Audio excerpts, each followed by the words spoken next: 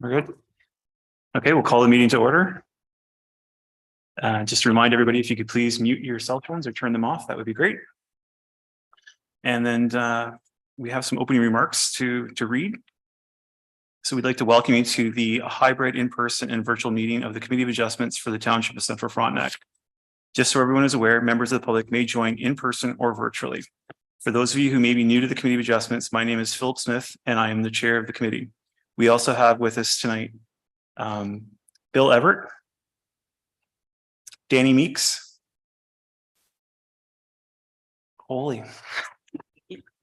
Nikki Gowdy, and Duncan McGregor. Chris Nelson will be assisting us as the meeting host. We are also joined with planning staff tonight. The format of the meeting will follow the agenda as posted online. Staff have also prepared a presentation for everyone to follow along with during the meeting. This will be showing on the screens. For each application with a public hearing, we will follow this format. As the chair, I'll introduce the file so that everyone knows where we are on the agenda. The planner will provide an overview of the application. We will then ask if there are any comments from the applicant or their agent. Committee members may then ask staff and the applicant or their agent any questions. The public will then have an opportunity to ask questions or provide comments. I encourage you to ask questions if you have any at this time. The committee will then deliberate and vote on the application. Voting will take place with members of the committee raising their hand or verbally confirming if attending online. I will then state whether the vote was carried. All members of the public will have an opportunity to provide comments on the new applications.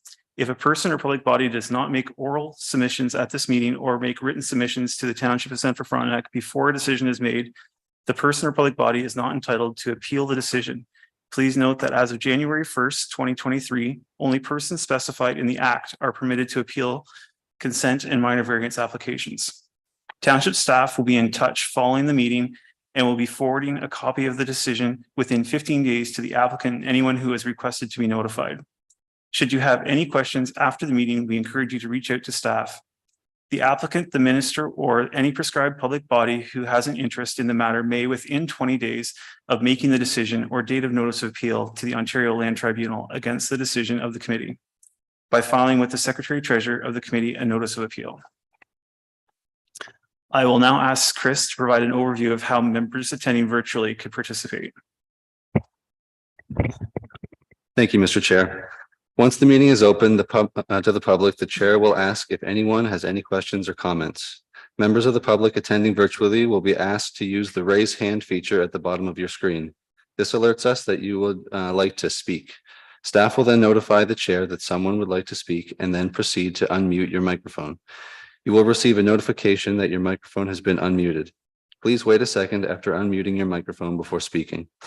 If you are calling in by phone, please dial *9 when you would like to raise your hand during the meeting. You will hear a prompt on the phone that you have raised your hand and you will be notified when your microphone has been unmuted. This afternoon, it looks as though we have 5 members of the public participating with us online and about 13 in person. Thank you, Chris. In the unlikely event that we have connection issues and the meeting cannot be restored within 15 minutes, the meeting will be postponed and staff will be asked to be in touch with each applicant. A notice will also be posted on the township social media, letting you know. So with that, we have our first resolution, moved by Nikki Gowdy and seconded by Danny Meeks, that the agenda be adopted. Is there any additions? No. As presented, all in favor? Carried.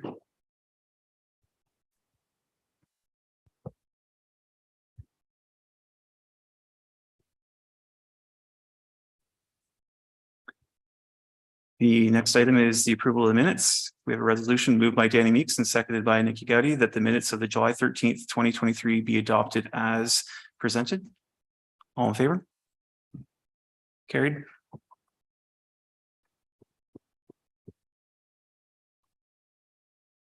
And are there any disclosure of pecuniary interests and general nature thereof in today's meeting?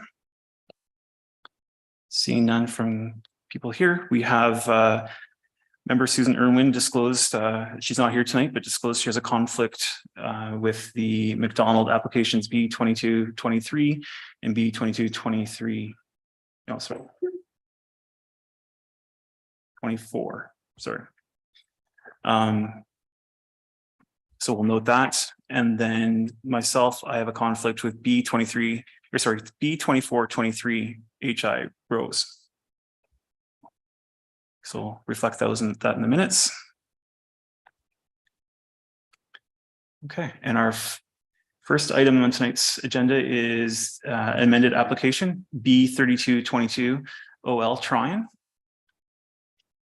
And is that you, Jenny? Thanks.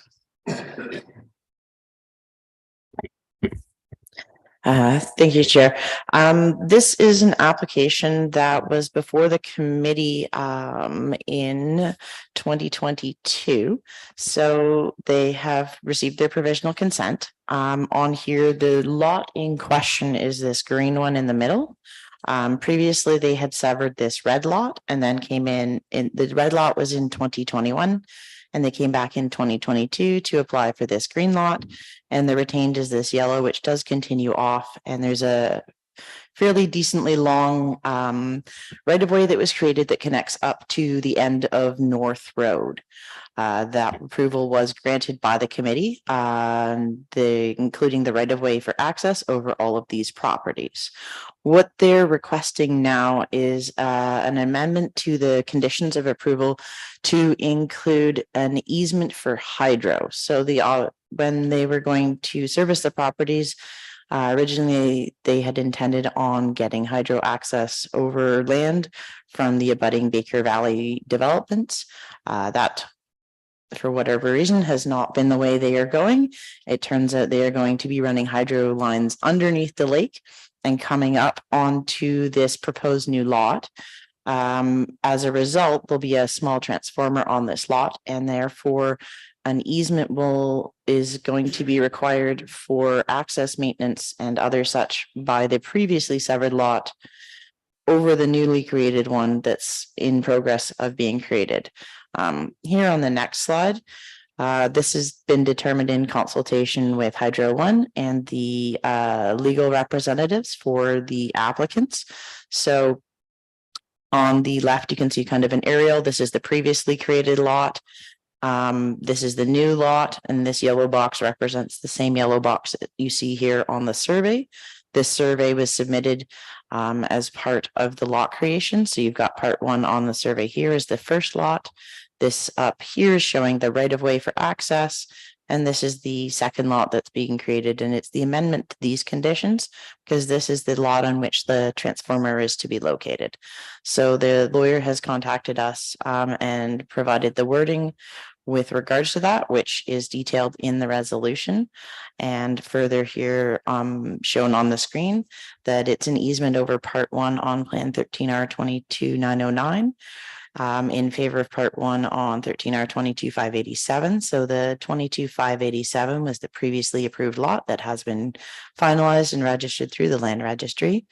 And this is additional request. I said easement for the purpose of operation, maintenance, repair, replacement, removal, relocation of hydro equipment in order to serve that previously created lot. Obviously, the lot on which the transformer is located doesn't need an easement because it is on its own property.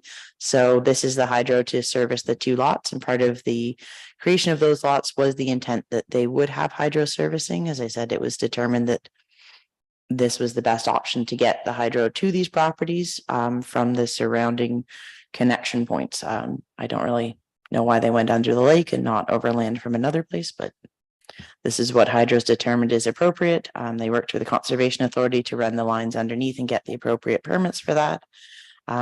So what they're asking is for approval by the committee for this additional condition of approval on the lot that was created through B3222OL, which is that second lot on the first slide, to permit the hydro servicing of the original lot.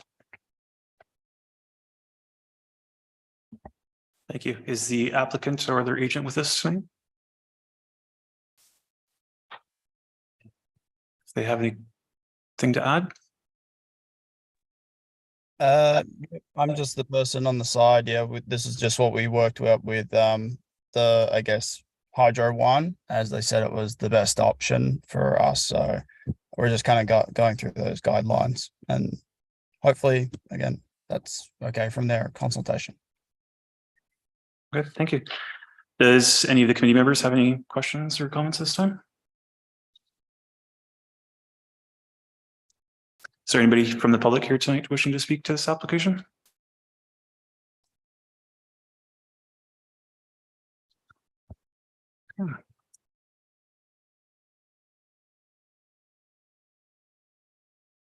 So we have a resolution moved by Nikki Gowdy and seconded by Danny Meeks that application B 3222 OL Taylor for lot 21, concession 1, geographic township of Olden be amended to allow for an easement over part 1 on plan 13R 22909 in favor of the part 1 on plan 13R 22587 for the purpose of the operation, maintenance, repair, replacement, removal, and relocation of hydro equipment servicing part 1 on plan 13R 22587, which rights may be exercised by pedestrians, vehicles, and necessary machines be approved as amended. That the Secretary Treasurer shall issue the notice of decision in accordance with the requirements of the Planning Act, including providing the notice of decision to the applicant, any person or public body that made a written request to be notified, and any other person or public body prescribed, and that all conditions outlined in the notice of decision shall be completed and the certificate of issued within a period of 2 years after the notice of decision was issued, as required by the Planning Act. All in favor? Carried.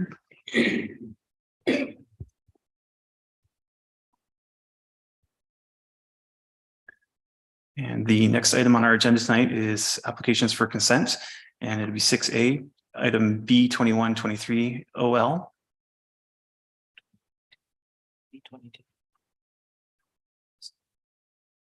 Sorry if I said it wrong. B 2123 OL. Okay, so we're on the right page now? Yeah. Okay.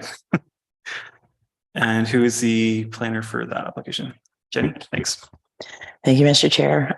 This is a new application for the creation of a new lot for a parcel located municipally known as 3275 Bellline Road.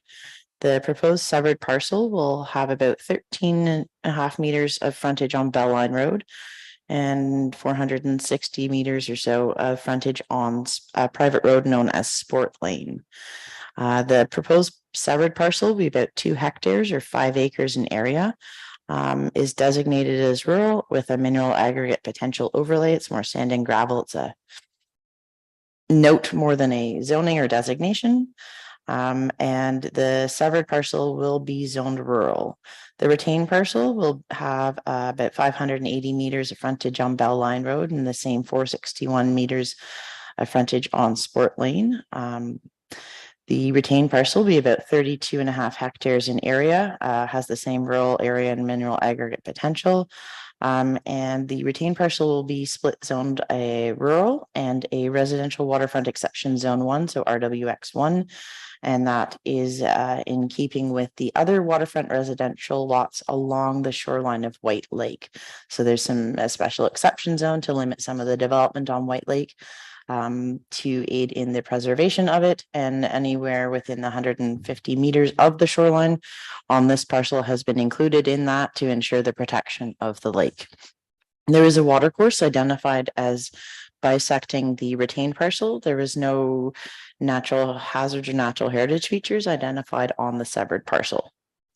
Here on the next slide, we have a couple of shots. So on the left is the survey that was provided with the application. It was a bit challenging to determine exactly what was going on for some of the reviewing people. The pink outline is the retained with the blue being the severed. What was a little bit challenging was that this line that divides the severed and the retained parcel is Sport Lane. So here on the other side, you can see that Sport Lane comes from Bellline Road here and would run down the entire eastern side of the proposed severed parcel. This section of Sport Lane is identified as part 27 on, oh, I can't remember the plan number, I'm sorry, on the plan that's shown on the other side of the screen. It's also identified as part 6 and 7 on a subsequent reference plan, but it has been fully surveyed and identified. It is a 20-meter wide right of way and has been in existence for quite a number of years and is currently used as the access to the waterfront residential parcels along White Lake Road or along White Lake. Sorry, they all have sport lane that runs at the rear. So the right of way that's being requested in conjunction with the creation of this application is only for the part of sport lane that abuts the severed parcel. They would not have a right of way to cross over any further down than the bottom of their lot. So this application was circulated for review by the Septic Approval Authority. The comments that came back noted that the site is flexible with regards to setting a septic system. The size of the property and the soil conditions allowed multiple opportunities for location. It was noted that the test holes that were dug actually were under the hydro lines that cross the property. And under Ontario Building Code, you cannot put a septic system under a hydro easement. Or risk having it damaged during repair of said hydro line if required. So the note was that the actual location for the septic will need to be in a location that meets the Ontario Building Code and any requirements. So it's usually 5 meters from the hydro lines. But again, given the size of the property, the review is that it was more than ample opportunity outside there, regardless of where the septic holes were actually dug. This application was also circulated for review by Mississippi Valley Conservation Authorities. We have not received formal written comments. However, we do have preliminary and sort of email comments and correspondence from them indicating they did conduct a site visit to this property and they have no concerns with regards to natural hazards on this property. As I noted, there is a water course that was identified, but it does bisect the retained property and is quite a distance from the proposed severed parcel. So this is to be a lot together with a right of way over sport lane. Part of that is to allow access and part of it is to allow the property to have sufficient road frontage to meet the provisions of the zoning bylaw. So a rural lot is required to have 46 meters of road frontage. And the bylaw does state that that can be either on a public street and or a private road. So in this case, the 400 plus meters of frontage along Sport Lane in conjunction with the 13 meters of frontage on Bellarine Road do satisfy the requirement for that. There were a number of public comments received with regards to this property and this proposed severance. One of them was the question on road frontage and applicability. There is a little confusion as to public street versus private road. So that was addressed and cleared up. As I noted, the road frontage requirement can be met by both private lane and or public street. In this case, the combined road frontage along the property, provided the right of way is granted in conjunction with the new lot creation, does meet those road frontage requirements. Some of the other concerns raised were that Sport Lane is a deeded right of way. As I noted, is used to access the waterfront properties along White Lake and has been in place for quite a number of years.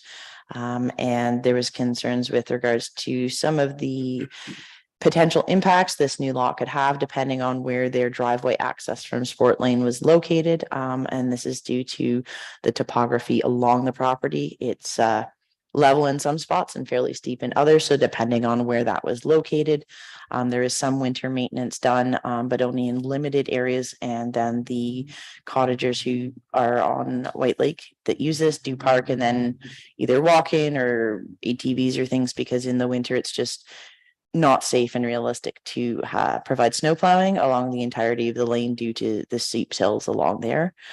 So there was concerns depending on where that driveway access was located, if that would impact it. Anytime you do have a deeded right of way, the deeded right of way, you have the full right to access that full 20-meter width that's surveyed. The applicant cannot limit or inhibit that access. While we only require about a 5-meter gravel surface, if your deeded access is over that 20-meter parcel, you do have the right to use the entire width of that deeded access and that deeded right of way. In this case, the cottagers have indicated they do use that full width, especially up in proximity to Bell Line Road for both parking and turnarounds and access and things. And they just had some concerns with, depending on where the location of the entrance, how that could impact them. But as I noted, any deeded rights of way, you cannot impede access, even if you do infill or add additional properties. This new property couldn't limit the existing access because that has already been granted. There was some concerns with the location for where Sport Lane was, especially where it touches Bell Line Road. It may not be located entirely within its surveyed right of way.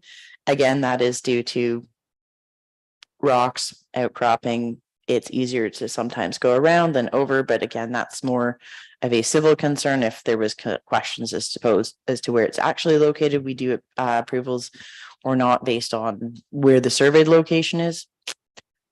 Honestly, there's many private lanes in the township where the surveyed lane and the private lane traveled area are somewhat close, somewhat not close. They meander. So, I mean, it was raised as a note of concern, but again, it does happen. And if everyone's in agreement, there's not really a concern from a planning perspective for that sort of situation.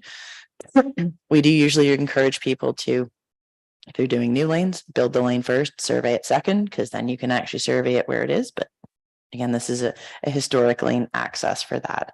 So it is capable of supporting a septic system. It has sufficient road frontage and access.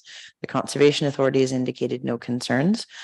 So based on that, in consideration of the concerns raised from the White Lake Association, it is the opinion of planning staff that there is sufficient space on that right of way to accommodate both existing and proposed uses.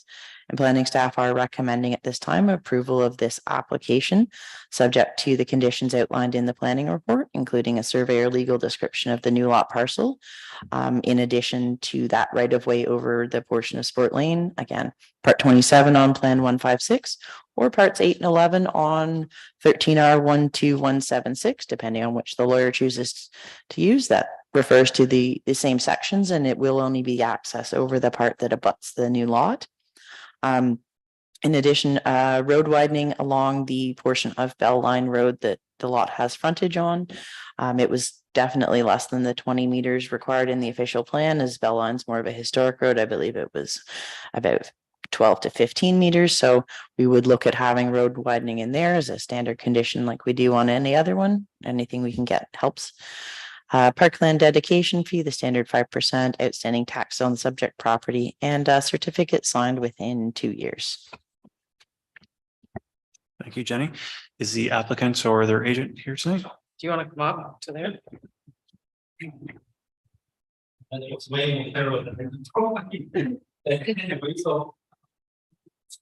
If you could just use your mic, just so the people online can hear us. Thank you.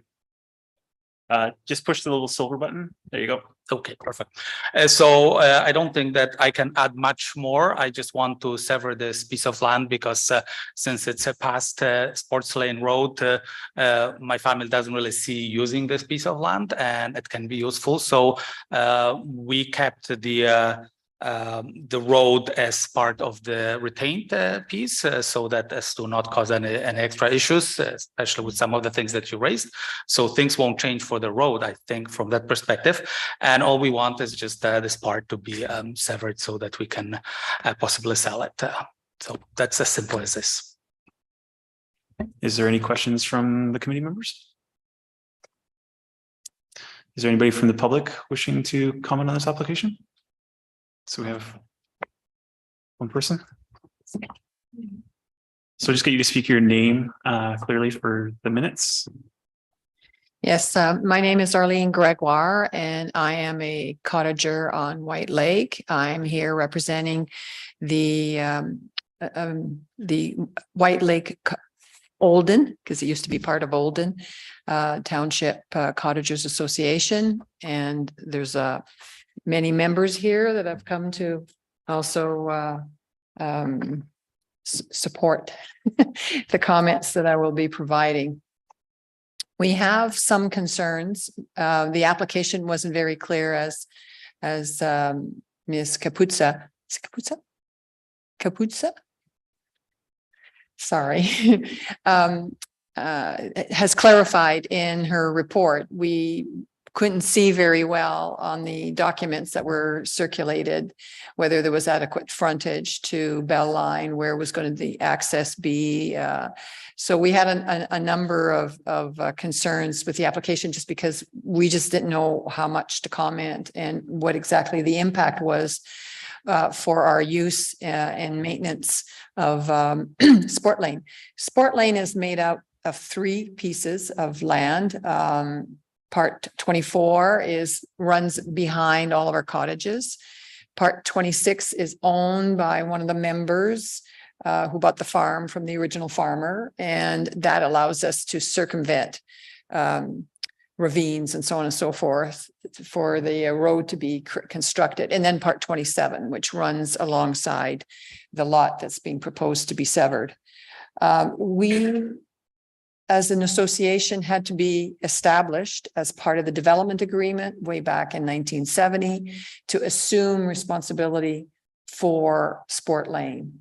It was part of our covenants and our deeds that we contribute on an annual basis X amount of dollars to maintain and operate the roadway, and to assume liability should anything happen along that road. And we've been doing that for the last 51 years. So we are concerned where, the roadway was created as part of the development that created our lots. So it was, to us, always perceived that the road was our responsibility, almost our ownership, our liability from day one, and that there would be no other lots that would benefit to have access to Sport Lane. The lot that the applicant owns presently was previously the original farmer, who then sold it to one of the children of an original cottager. So the issue of managing Sport Lane, part 27, never came to a head because it was owned by one of the cottagers, member of the family. But now that we have the applicant that owns it, this development will bring forward issues as to share of liability, share of costs. Depending on where the driveway will be located, it can impact on the road maintenance on the hill, which is very susceptible for being damaged by the elements. And it's very costly for us to maintain on a regular basis. But if they, for example, decide to put the access on the hill, then the road has to be upgraded, because it cannot be plowed in the wintertime without tearing it all up, because it's not built for winter maintenance. So there's a bunch of issues that have been brought forward as a result of this application, and we ask that it be deferred, the decision be deferred, to allow us to sit down with the applicant and hammer out all of these concerns and resolve them before the lot is severed and before the new owner inherits any of the issues and problems that need to be identified. And we understand that it can't be made a covenant of the deed of transfer, but for instance, we'd like to explore the option that the driveway of this new lot be perhaps through the unopened road allowance between concessions, which would not create an issue with respect to Sport Lane, and we give us time to develop a strategy with respect to Sport Lane, part 27 particularly. And if council allowed the access to go onto the unopened road allowance, that would resolve the issue as to access. It would come out across from Tamarack Trail Road, so it'd be a proper intersection. Again, would not create all sorts of issues regarding maintenance operation and sharing of risk liability on Sport Lane. So that's about what our concerns are, and that's why we're asking that it be deferred it being summer, it being families are traveling because COVID's over and people are finally getting together and going to weddings and so on and so forth. It's been difficult for us to get the group together to comment and make decisions, whether we should hire lawyers and so on and so forth in order to rectify this situation. So that's why we're asking for a deferral. Thank you.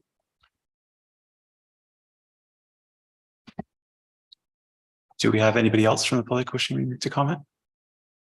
Is anyone online that would like to speak? Can you please use the raise hand feature? Oh, yeah, we have one. Janice Miller.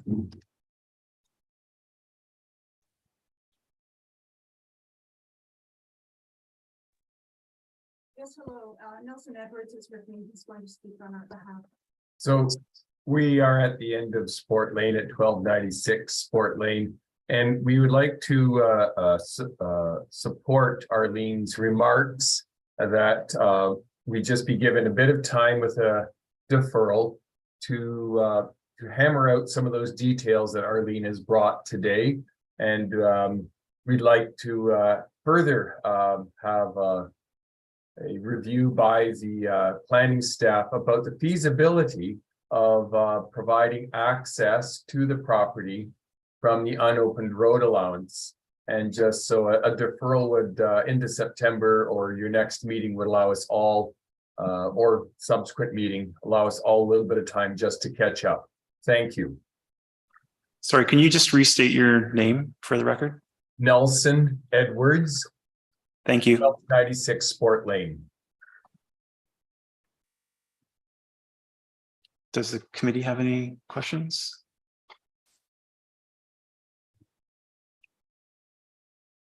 Thank you, Chair.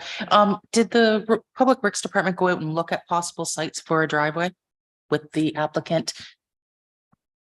We went out on our own and looked, and along the Bell Line isn't really the best place for an entrance. Sport Lane would be more sensible, for sure.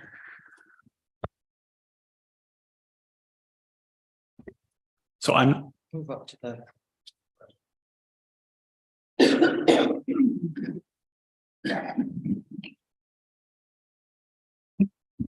I'm Jim Fee. I'm co-owner of Part 24, which is along the south side of the retained area of the lot in question. Really a question for the planner, I guess. I was just reading the section of the official plan for this county, and it mentions something about private road infilling. And it seems this would be a case of private road infilling if a severed lot is given access via Sport Lane to its property. And the part I'm concerned about is that it says that when that happens, the access road, i.e. Sport Lane, would have to be upgraded to meet the latest standards for roads. And very shortly into Sport Lane, we get to what we call the roller coaster.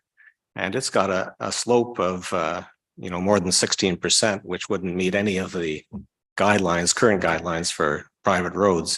So I'm just very concerned there's no way really to upgrade that road. And I'm not sure how we would meet that requirement of a private infill. I think, yeah, it's an excellent question. Where the need for upgrades have been identified, they would be the responsibility of the applicant rather than any of the existing users. That's one of the things we would look at. As this is an existing right of way, it's really more ensuring emergency services access and can you drive an ambulance down it, that type of stuff, in order to access the proposed lot. So the required upgrades really would be only to the point for access to this proposed lot. It wouldn't be along the entirety of it. And there is no need for that upgrades identified as part of the review of this. So at this point, you guys have done great. It's in good condition for what it is for a private lane. And there's not any upgrades identified as being required in order to access this proposed lot. And that's the only section of it that is looked at with regards to the official plan policy. It's not along the entirety, it's just for the proposed lot access. So I guess we haven't been informed where that access is located. The intent is to gain access from Sport Lane. Because it is a private road, there is no entrance permit process through Public Works. So there's no specific location identified at this point. It was just that their intent was to gain access from Sport Lane. Location to be determined. As Crystal mentioned, Public Works did go out. And while it may be feasible, it's really not ideal to gain access from Bell Line Road. And it would be more sensible and safer to get access from Sport Lane. I do not know where their intention for access was, based on where the septic test holes were dug, which is under the hydro lines. It's likely the intent is to have the house really quite up in proximity to Bell Line Road and gain access right from that first section that is the flatter, more easily usable and plowed section. However, that would be up to the person who purchases the property and develops it as to where they would like that entrance to be located. Okay, so if they decide to put an entrance in halfway down the hill, then they would have to change the slope of the hill somehow, which would be impossible. Yes. So I think we should defer this one until we figure out how that's going to work, because it's if they want an entrance halfway down the hill, which is not too far from Bell Line Road, it's going to not meet the grade standards for the official plan.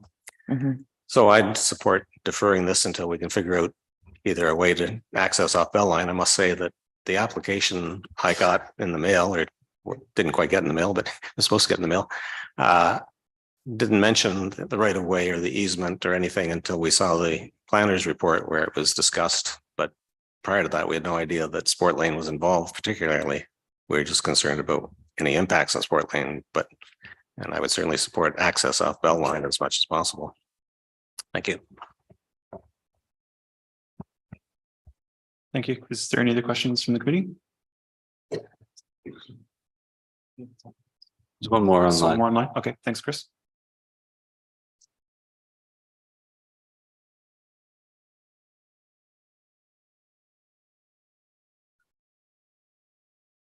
Sorry, I can't read who it is, so.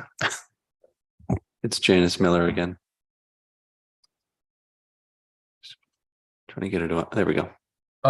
Apologies, we thought we lowered our hand, but at least it indicated on our screen. We have nothing more to add. I think Mr. Fee did a great job at raising those points. Thank you. Thank you. I do have a question, Jenny.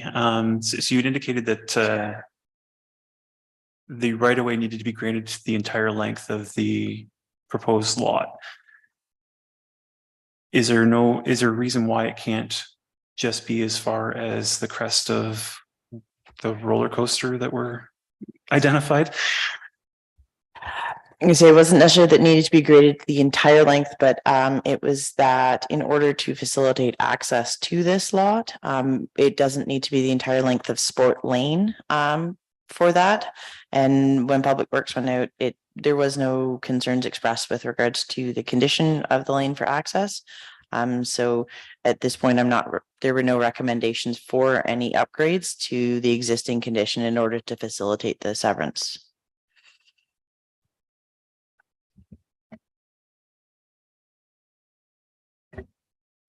So we do have a resolution.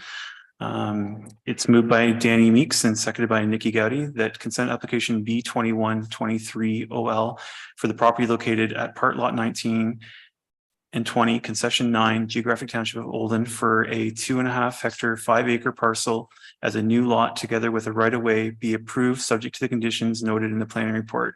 That the Secretary Treasurer shall issue the notice of decision in accordance with the requirements of the Planning Act, including providing the notice of decision to the applicant, any person or public body that made a written request to be notified, and any other person or public body prescribed, and that all conditions outlined in the notice of decision shall be completed, and that the certificate of official issued within a period of 2 years after the notice of decision was issued, as required by the Planning Act.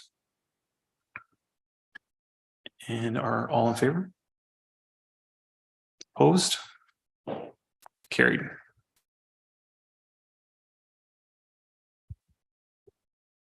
So I would just suggest maybe the applicant, you can see that your neighbors have some concerns. So I would suggest maybe talking with them and understanding what their concerns are and seeing how you can work together. Thank you. Our next application is B 2223 OL, creation of a new lot. Are these two applications together? So we'd be dealing with them together. So it's B 22-23 OL and B 23-23 OL. And that's you again, Jenny. It's all you. Thank you. Thank you, Mr. Chair. As noted, these are two applications for the creation of new lots from the same parcel. So we will be dealing with them as sort of not one application, but we will have a joint discussion on these. So the first parcel is approximately 2.28 acres, or just under 1 hectare in area. Will have 46 meters of frontage on St. George's Lake Road and 229 meters of frontage on McAllen Lane. The entire subject property is designated rural and zoned rural with no changes proposed to that.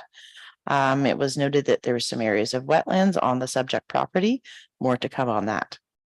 Proposed lot B as intended to have 130 meters of frontage on St. George's Lake Road, and be 1 hectare or about 2.6 acres in area. With the retained parcel having 46 meters of frontage on St. George's Lake Road and just over 2 acres in area. The retained parcel will encompass all existing development on the property, which includes residential dwelling and associated accessory structures and on-site services.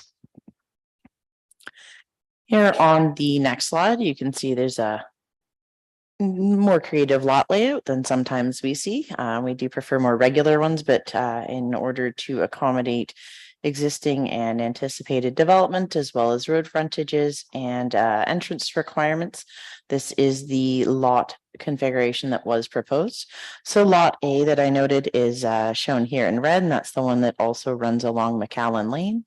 McAllen Lane's in a unique situation in which it is a private road that is located on a township road, township owned road allowance. So it's a private lane, but for access, but it's also on a township road allowance. It's like a unassumed, unmaintained township road. So those that use it have entered into agreements with the township for upgrades, maintenance, and access along there to facilitate access to their properties. So it's township owned, but really is sort of thought of as a private lane. It's kind of an interesting situation. And then as it goes further down, it does become more of a private lane on private property. But at least in this area, the proposed lot will have frontage on both. Again, the intent was to have the entrance from St. George's Lake Road rather than McAllen Lane for this proposed lot.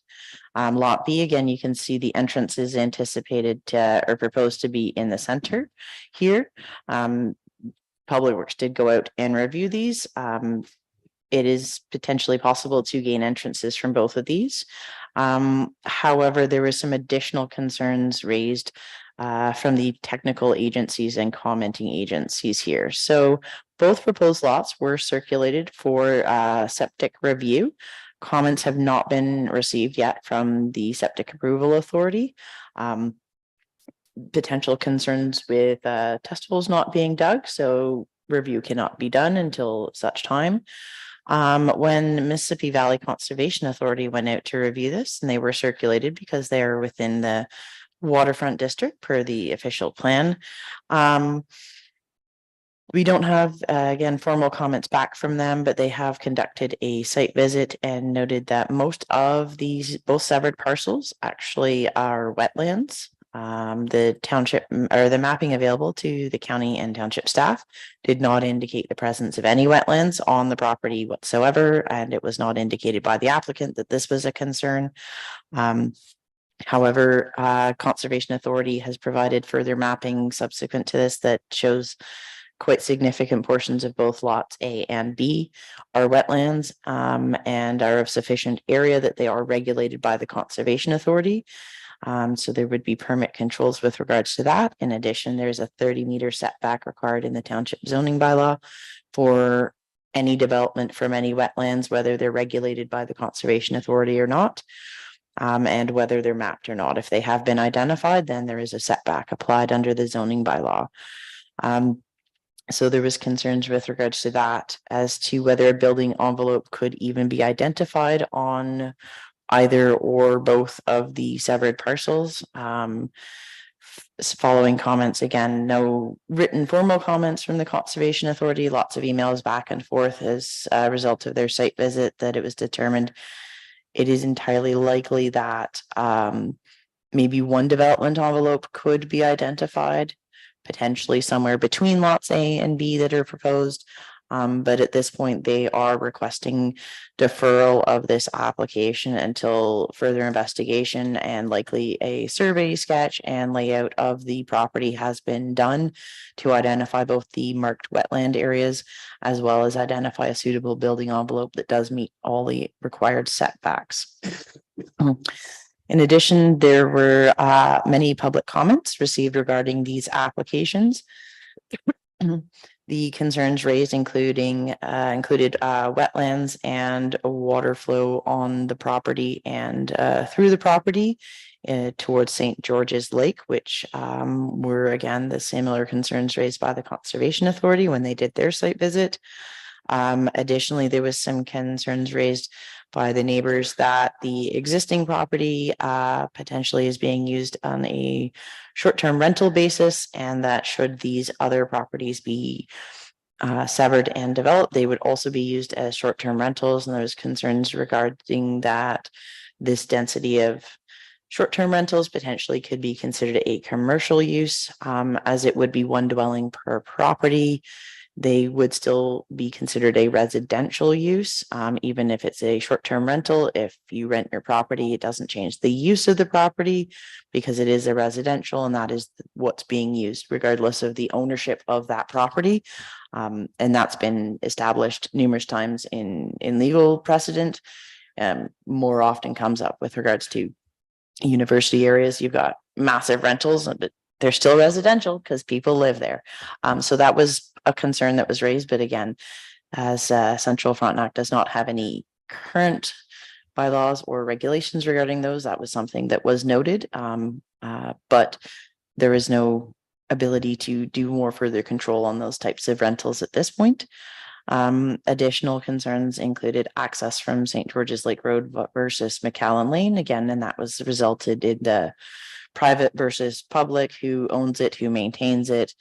Again, it's township owned, but not maintained or assumed by the township. And the intent was access from St. George's Lake, but given the other concerns, the access was not the sort of top priority. It was identifying a building envelope. So based on all of the comments received, planning staff are recommending deferral of both of these applications until such time as suitable building envelope, including septic suitability, can be determined. This may require reconfiguration or elimination of one of the lots. It'll kind of be to determined on that part. Thank you.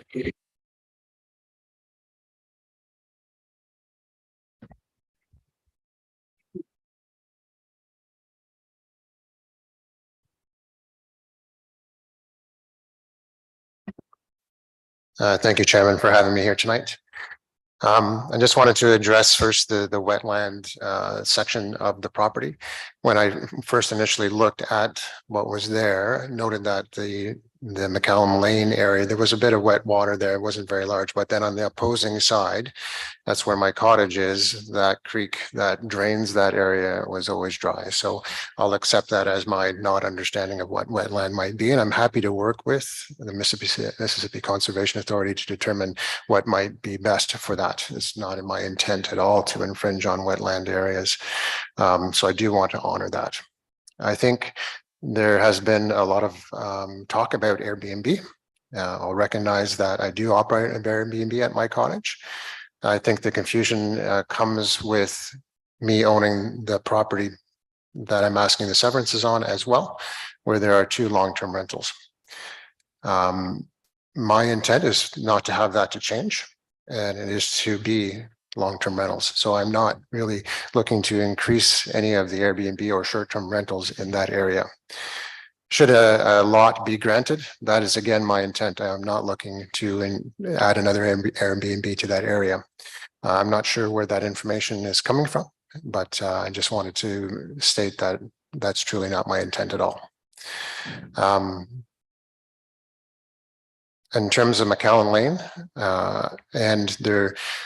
I'm going to say more than willing to work with those that have developed McAllen Lane, should the entrance be determined that that might be the best possible building envelope. I'm not sure how the other parties feel about that, but I think that could be a conversation. There's also a conversation about a deeded right of way. And again, that is part and parcel of the purchase of the property. And again, it's my intent not to make any changes to that. I don't think I'm in fact able to do that. So that access will of course remain in place. Any member of the committee have any questions? Okay. Because this is likely to get deferred today, one of the questions I would have that hasn't really been clarified today is on McClellan Lane. Would that first severed lot that runs along there, would he have legal access through that? Maybe I'm just misunderstanding it. That's an excellent question, as it is a township owed road allowance in that portion while I do not own or maintain it. If he was to use that for the legal access, my understanding is that a license agreement would need to be approved by council, similar to the existing license agreements that the other properties have in place to use that. So that would be again at the discretion of council. Likely that would only occur if that was the only building envelope and there was no possible entrance from St. George's Lake. But in theory, if that was the only access and council did not approve that license agreement, then that would cause some challenges. So if that was the access option, it would have to be also approved by council on that part.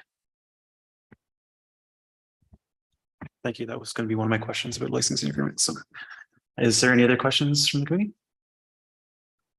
Hearing none, is there any other comments from the public tonight? Okay. Thank you.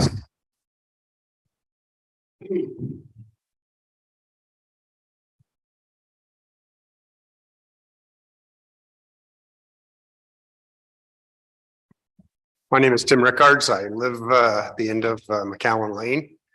Our concern is what he's going to do with these lots in the existing building. The two tenants, the upstairs and the basement, have already been given notice that they have to get out. One's in March, one's in February, I think.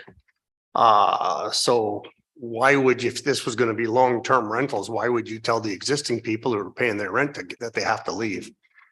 Our concern is more Airbnbs, and it's unfortunate that the township doesn't have any official bylaws or anything to control this. Already, there's already two Airbnbs side by each, and we get weird dogs, stray dog, like dogs we don't know, wandering all over the place. We get strange people walking on our property, even though we have no trespassing signs. My daughter, who's here tonight, owns the lot next door to this parcel, and she's hoping to build in the next couple of years. And she's got a young daughter, so we're very concerned about a lot of strange people in the neighborhood coming and going. And wear and tear on the road. St. George's Lake Road is better than it used to be, but there's still, more traffic, people coming in and out. And we found that people who come up for the weekend don't really care about the road and they tear it up. I mean, I've seen them whipping around corners, and there's a lot of little kids. There's also two homes with kids on it that need special help. And we just don't need the aggravation. It's plain and simple as that. And if his intention truly is long-term rentals, I'd like to see that in writing. Because if it morphs into Airbnbs, we're not going to be happy. And we don't have any control over that right now, but you do. And you need, I remember coming to these meetings 2 years ago, 3 years ago, and there was talk of a policy for Airbnbs in Central Frontenac. Nothing's ever happened. It's time that council addresses that, I think, and get firm on it. I mean, I'm all for small business. I had a small business for a long time. I don't want to impede small business, but there's got to be some limits here. I mean, you can't just all of a sudden have 6 of them. Right now, on that particular property that he purchased, there's the upstairs, the downstairs, and there's another building where the people downstairs used to live in. It's like a big garage. And I understand that's still got a kitchen in it. So, potentially there's 3 right away, and this would add 2 more. Plus he's got the one next door, and then the one next door to that is an Airbnb. So that's, you're up at six or so. It's a lot of them all in one place. A lot of people coming and going. We're not happy. And then there's McAllen Lane and the maintenance of that road. There's a very steep hill that I spent a lot of time spreading gravel on that hill and grading it a lot. And every 2 years we have to give it a major facelift. So we don't need any more traffic on that road as it is. Thank you. Thank you. That's not the intent though, from the current application. There's an entrance off of St. George's Lake Road, right? And so my understanding is the intent is to gain access from St. George's Lake Road. However, I said, because this is a township road allowance where McAllen Lane is located, any entrance or access from that, they would have a similar license agreement to the existing users. So whatever the conditions are in that, I'm not sure if council could impose certain conditions with regards to who pays for what or what the maintenance is, but that would be something potentially to look at if that was the access and there was some sort of license agreement on that side. That might be it's much more of a legal question than I can answer as to whether that can be included in something like that or not. Thanks, Jenny. Is there any other members of the public in person or online?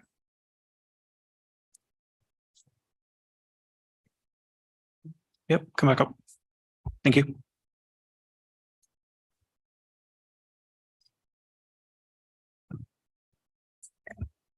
Thank you, Mr. Chairman. So this is going to sound a little bit busy. My property that I own is the cottage property was the original property 1138. I did buy and purchase 1136, and then it was sold to somebody who lives in Toronto. They operate that as an Airbnb. Currently, I own 1138, that's my cottage, and 1140. 1140 has an upper and lower, and it also has a garage unit. My agreement with the tenants in the upper unit is a long-term agreement. I don't have an agreement with the tenants in the lower unit. Their agreement is with the upper tenants. So that is the extent of my holdings.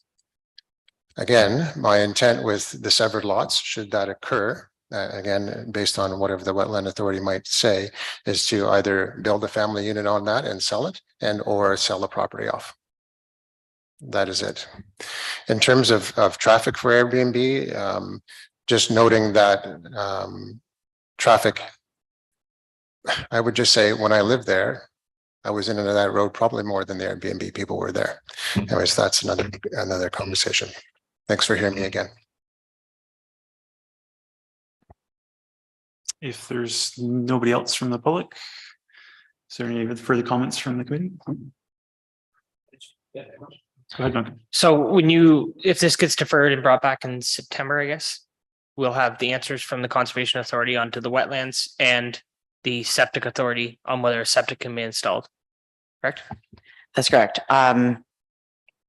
Probably won't be September, just based on some of the concerns that have been raised and sort of the timelines and ability to have Conservation Authority do things and get surveyors out. But yes, before this returns, we will have answers to all of these questions as to whether or not we can actually build on it, what that envelope is, does it meet setbacks, all of those types of things. Any further questions? Okay, we have a resolution moved by Nikki Gowdy and seconded by Danny Meeks that consent application B2223 OL McDonald for the property located at part lot 4, concession 11, part 1 on 13R1024 geographic township of Olden for a 0.92 hectare, 2.28 acre parcel as a new lot be deferred until concerns raised by the Mississippi Valley Conservation Authority have been addressed. Further, that the satisfactory comments be received regarding the septic suitability for each of the proposed lots. That the Secretary Treasurer shall issue the notice Sorry, just to clarify, Oh, sorry. does that Yeah, get read as well? Because we're deferring it, We're so. deferring it. Yeah, he does. No, he does.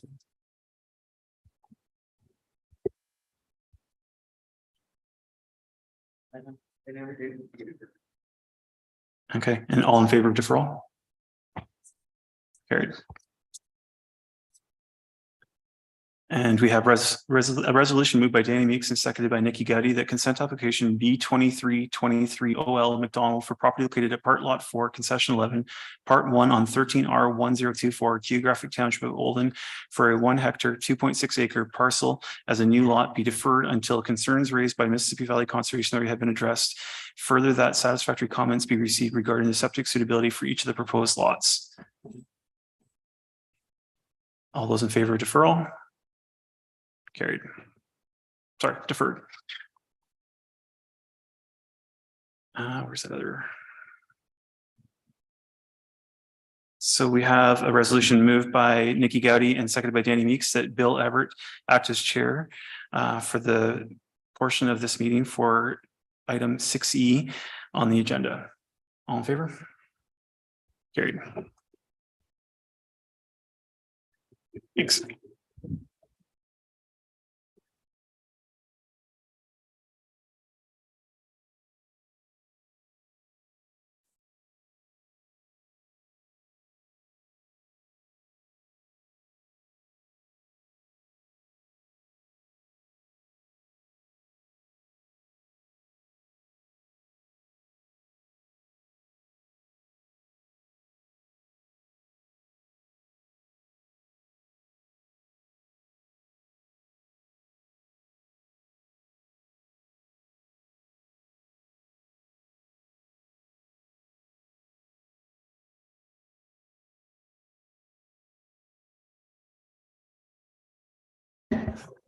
Okay, application for consent B 2423 HI Rose Chaffee creation of new lot.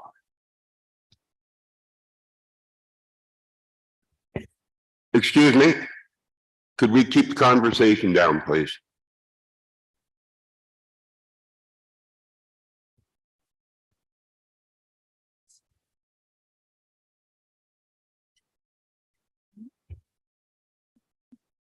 I'm going to present it. Hi, my name is Miranda Brintnell. I'm here as a student planner with the County of Frontenac for the summer. So I was given the opportunity to present a consent to sever for the creation of one rural lot. This application was completed with the help of Jenny Capusta, who's a community planner who presented the information tonight, as well as our boss, Sonia Bolton. So to go through B 2423 HI, the owners are Rose Haley and Paul Schaaf. The location of the property is part of lot 24, concession 6, located in the geographical township of Hitchinbrook, also at address 1858 Wagerville Road. So to begin, the proposed severed lot would have a road frontage of roughly 63 meters or 205 feet. There is no water frontage. The area is roughly 1.2 hectares or 3 acres. The designation would remain rural in the OP as well as in the zoning. And there are some special features, including some superficial wetlands, water bodies, and water courses that will be dealt with by the conservation area later. And on the retained parcel, there's a road frontage of 530 meters or roughly 1,700 feet. The area would be roughly 22 hectares or 54 acres. The OP is rural. The zoning is also rural. And we did a calculation for MDS or minimum distance separation because there is a livestock facility on the subject lands.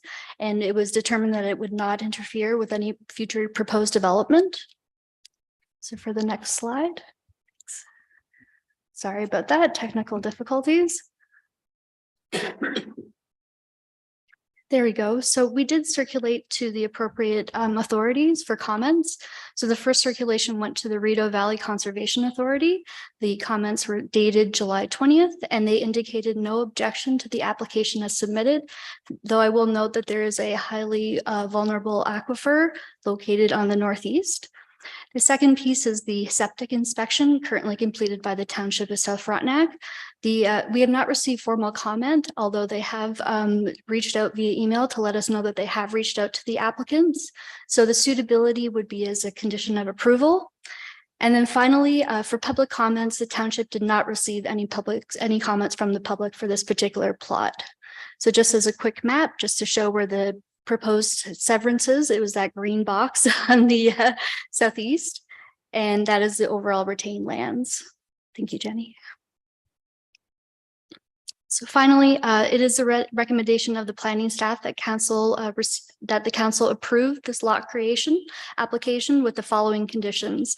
The first would be a survey or legal description of the new lot, including confirmation of the roads, to have any outstanding taxes paid.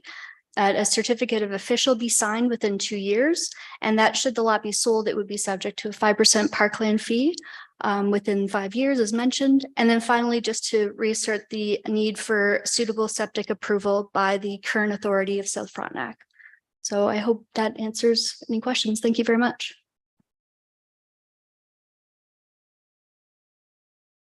I'm saying there's no one here from the public. Is there anyone online? Is anyone online that would like to speak? Please use the raise hand feature. I don't see anyone.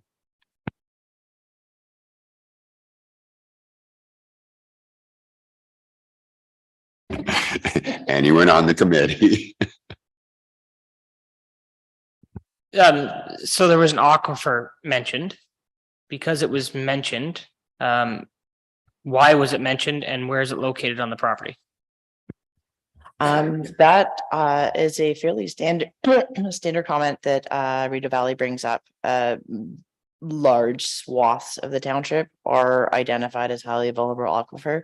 It's related to the geology of the rock in this area. It's usually related to like limestone and karst topography types things. Recommendations include just increased well casing depths, recommendations for drilled wells rather than a dug or blasted well, things like that. And practices where you do have that exposed bedrock with the cracks that you limit infiltration of overland contaminants such as like fertilizers and other things in that. But I would say probably more of the township than not is overlying some sort of highly vulnerable aquifer, and it is definitely a geologic concern for this area overall. They have mentioned it in most of their comments for this area. Thank you for clarifying. Anyone else?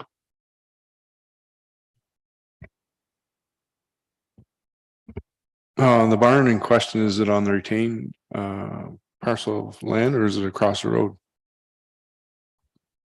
The barn in question is on the retained parcel. The ones that you see on the opposite side of the road, actually, they may look like barns, but they're not barns. They are like machine sheds and storage facilities. We did confirm that with the applicants of those when they did application actually for severance on the south side about 6-8 months ago. It was before the committee. And those, it was confirmed at that point that they were just storage sheds.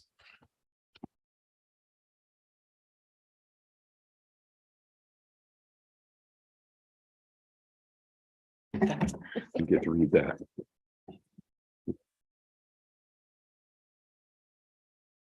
Is there a resolution number? No. No. Okay. Moved by Nikki Gowdy, seconded by Danny Meeks, that consent application B2423HI Rose Chafe for the property located at part lot 24, concession 6, geographic township of Hinchinbrook for a 1.2 hectare, 2.98 acre parcel as a new lot be approved, subject to the conditions noted in the planning report. That the Secretary Treasurer shall issue the notice and decision in accordance with the requirements of the Planning Act, including providing the notice of decision to the applicant, any person or public body that made a written request to be notified, and any other person or public body prescribed, and that all conditions outlined in the notice of decision shall be completed, and the certificate of official issued within a period of 2 years after the notice of decision was issued as required by the Planning Act. All those in favor?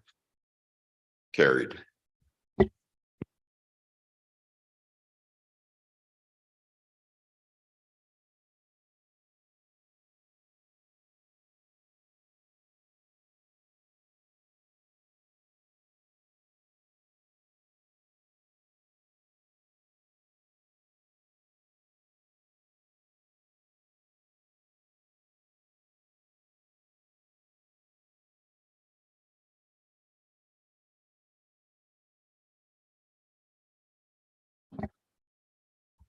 All right, is,